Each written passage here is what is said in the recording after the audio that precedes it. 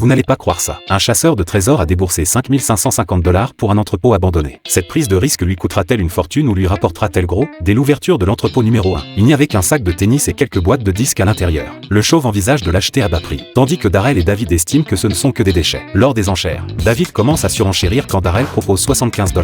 Mais il abandonne dès que Darrell atteint 250 $, ce qui rendit Darrell tellement furieux que son visage devint cramoisi. Finalement, Darrell obtint à contre-cœur les droits d'achat, passant à l'entrepôt numéro 2. À part des meubles et des cartons, Barry remarque immédiatement une lampe sur pied style Tiffany, même s'il ignore si c'est un antique. Cela prouve au moins que le propriétaire avait du goût. Le couple chauve plus pragmatique cherche simplement des articles revendables en boutique d'occasion. Pendant les enchères, Barry retire son mouchoir pour marquer sa détermination. Mais une personne surgit et surenchérit sans cesse. Britney les observe secouant la tête. Barry remporte finalement l'achat pour 375 $. Il se mit immédiatement à la recherche de trésors. Hélas, la lampe Tiffany s'avère être une imitation, et les cartons sont pleins de vêtements sales, alors que Barry pensait avoir perdu de l'argent ce jour-là. Il découvre un instrument étrange, à l'air ancien mais qu'il ne reconnaît pas. Arrive l'entrepôt numéro 3, dès que la porte s'ouvrit. La foule s'exclame. Manifestement, c'est un entrepôt de qualité, rempli de matériel de pêche et de cartons bien rangés, qui firent s'écarquiller les yeux de l'homme chauve. Barry repéra une machine à sous des années 1970 à l'intérieur de l'entrepôt, qui en bon état vaudrait une belle somme. David, voyant l'enthousiasme général, décide de tenter sa chance aussi. Les enchères débutent à 1000 $. La compétition est intense. Barry lève la main puis la baisse, gêné, tandis que le chauve fait monter les enchères à 4000 $. Mais le fils de David mise la totalité des 5 550 $.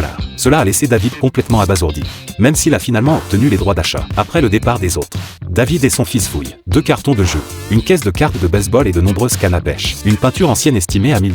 Mais cela ne suffit pas encore. 2 machines à sous vintage, dont la valeur était incertaine, en attente d'une expertise. Pendant ce temps, Darrell était également à la recherche de trésors, un nettoyeur neuf et une pile de vinyle. Ces objets couvrent déjà le coût de l'entrepôt. Puis une autre surprise, plusieurs couteaux dans un tiroir, dont un objet en laiton étrange qui retient son attention. Il pense à une boîte à musique spéciale. Pendant ce temps, Barry a fait évaluer cet étrange instrument par un expert, qu'il a identifié comme un Suicain des années 1970. Édition limitée à 150 exemplaires. Barry était déjà aux anges, jusqu'à ce que l'expert précise qu'il s'agit d'une contrefaçon ne valant que 100 $. Cette phrase ramena Barry à la dure réalité. Au final, son entrepôt ne lui rapporte que 100 $, soit une perte de 275 $. Pendant ce temps, Darrell apporta l'objet en laiton à un expert, qu'il identifia comme un couteau à saigner, utilisé par les médecins grecs au XVIIIe siècle pour la saignée, d'une valeur maximale de 5 cents $.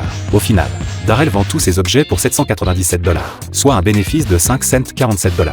David et son fils expertisent leur machine. La première en plastique ne vaut que 200 $. Décevant. Mais la seconde date de 1933 et, même abîmée, est estimée à 7 cents $. En y investissant 1005 cents $ de restauration, elle pourrait valoir 3005 cents $. Après réflexion, le fils décide de la restaurer. Finalement, leur entrepôt leur rapporte 7439 $, soit un gain net de 1889 $.